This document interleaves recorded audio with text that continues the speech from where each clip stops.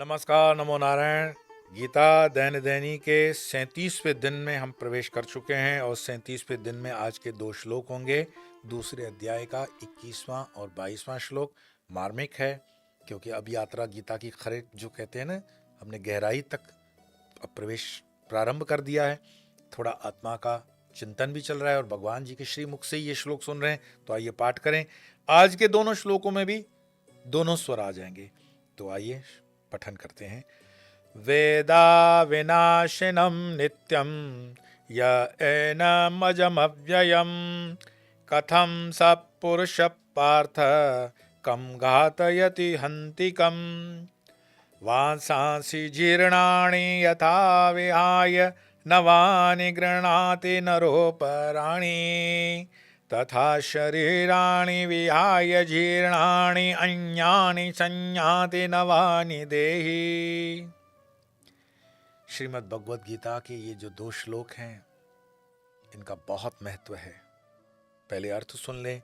भगवान कहते हैं कि हे पार्थ, जो व्यक्ति इस आत्मा को अविनाशी, नित्य, जन्म रहित और अव्यय जानता है, अर्थात अपने को ऐसा अनुभव करता है कि वो नित्य है, जन्म रहित, अव्यय है, वो कैसे किसको मरवाए और कैसे किसको मारे।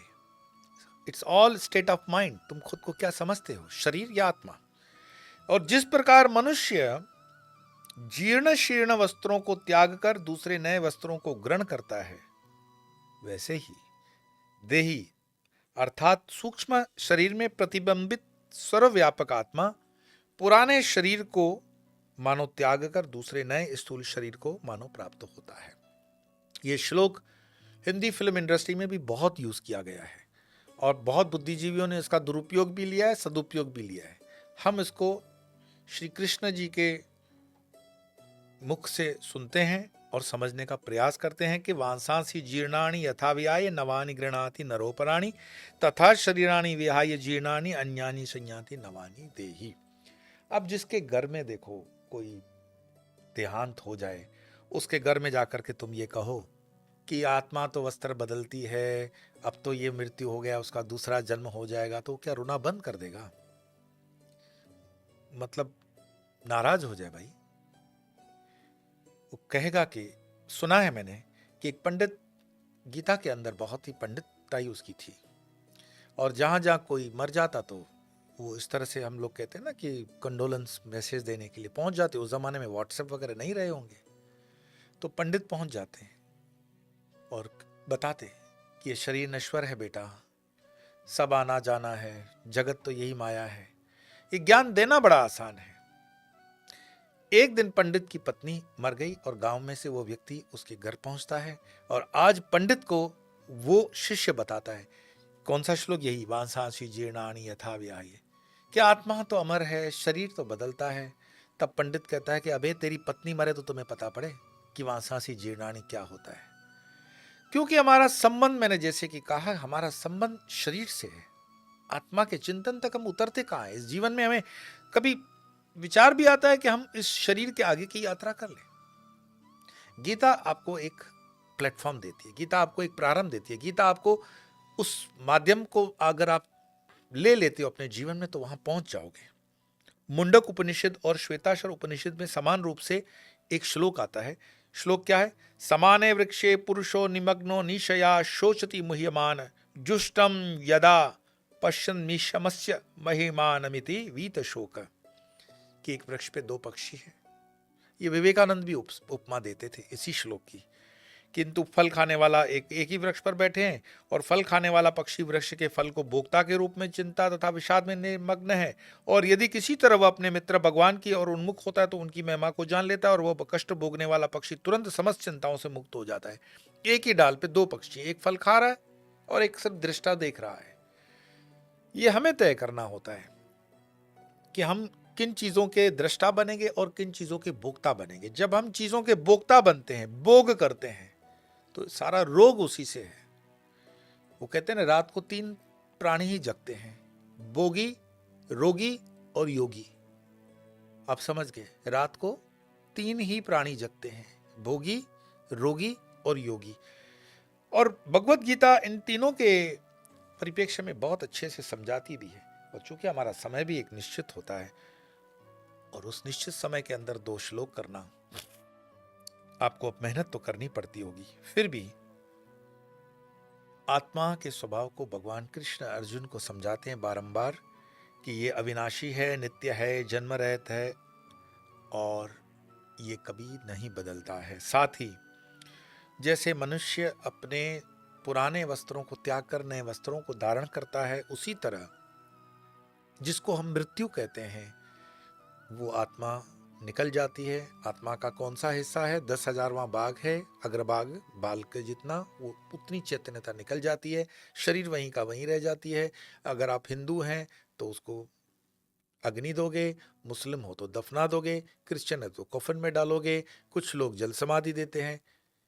तिब्बत के मानसरोवर की यात्रा के अंदर मुझे कहा गया कि महाराज जी आप बहुत ज्यादा रात में आगे मत चले जाना, क्योंकि यहाँ पर जो दिन के समय आपको श्वान दिख रहे हैं, कुत्ते दिख रहे हैं, वो आपको रात में शिकार बना देते हैं। मैंने कहा अच्छा चलो मार दिया तो फिर ऐसे ये शिकारी कुत्ते हुए क्यों?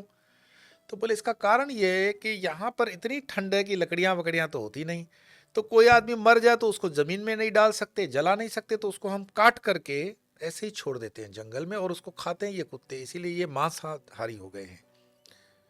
अपना अपना सबका सिस्टम है, लेकिन अंततगोत्वा हर धर्म में आप शरीर को ठिकाने लगाते हो और आत्मा जो है उसके अस्तित्व को सनातन धर्म ने जितना विजुलाइज करवाया है उसके लिए उतने उपनिषद और उतनी उपमाएं दी हैं। आत्मा के अस्तित्व को जितना समझाया जा सकता था, जा चुका है, उतना किसी अन्य धर्म में इसको नहीं समझाया जाता। ये हमारा सौभाग्य है कि हम सनातन धर्म में पैदा हुए हैं ताकि हम गहराई से इन चीजों को समझ रहे हैं। दूसरे धर्म समझेंगे लेकिन उनको कम से कम 2, 2.5, 3,000 साल की और यात्रा करनी पड़ेगी। सौभाग्य हमारा कि हम उस धर्म में जन्मे हैं जिसमें सब कुछ पहले से रेडी है। वो कहते हैं ना कि एग्जाम के लिए बच्चा जाता है कि ट्यूशन क्लास में जाता है, अगर उसको रेडीमेड नोट्स मिल गए तो फिर बात ही क्या है, उसका पढ़ाई धनाधन चालू होता है।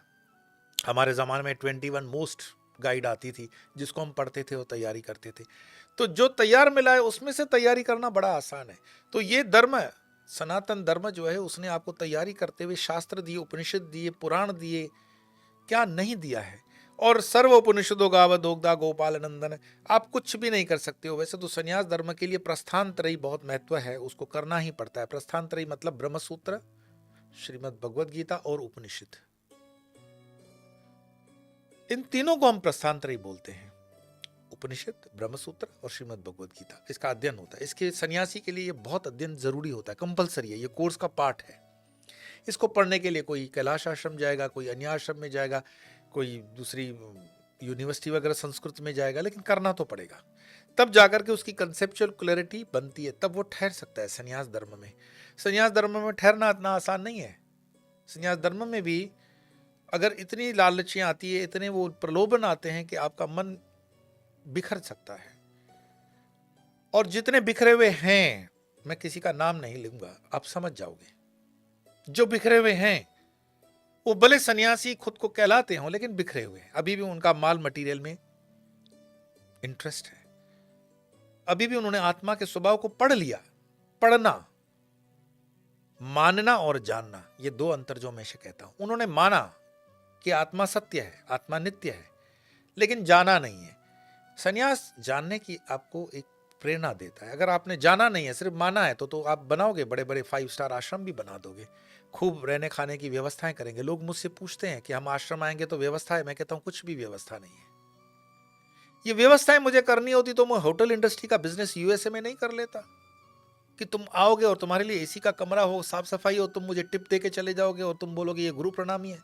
क्या इसके लिए हमने ये गेरुआ डाला हुआ है? नहीं। कोई अश्रद्धा आपके प्रति, कोई अनादर है, इसका भाव ये नहीं है। भाव ये है कि मैंने ये जीवन दिया है तत्व को जानने के लिए, और तत्व को जानने के लिए मुझे जो चीज छोड़नी है तो वो छोड़नी है, तो ये माया। और जिन्होंने माया को पकड़ा है, मेरा दंडवत उनको भी है। मैं विरोध नहीं करता हूं, कम से कम उनसे प्रेरणा पाकर वो धर्म का थोड़ा बहुत तो काम कर ही रहे हैं। अधर्मी तो नहीं है, विधर्मी तो नहीं है। पर जीवन का ध्येय क्या है? जीवन का ध्येय है तुम सत्य को जान लो, और सत्य क्या है? वो है आत्मा। और आत्मा की जानकारी जितनी आपको गीता के माध्यम से मिलती है, इतनी स्पष्ट, इतनी उपमा के साथ, और वो भी साक्षात भगवान श्री कृष्ण अर्जुन के माध्यम से आप तक पहुंचाते हैं। करना क्या है?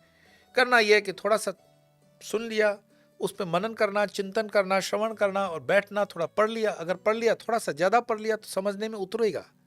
थोड़ा इनिशियली स्टार्टिंग में डिफिकल्ट होता है, पर धीरे धीरे वो तत्व आपको चिंतन में आ जाता है। आप समझने लगते हो कि ये क्या चीज की बात कर रहा है। एटलीस्ट जानोगे नहीं तो भी मानने के कगार पे आ जाओगे, और जब मान लोगे तो फिर एक दिन जान भी लोगे, क्योंकि आत्मा का स्वभाव है, वो जन्म तो ग्रहण करती रहेगी। और जन्म इस जन्म में नहीं हुआ तो अगले जन्म में। वो भी श्लोक है।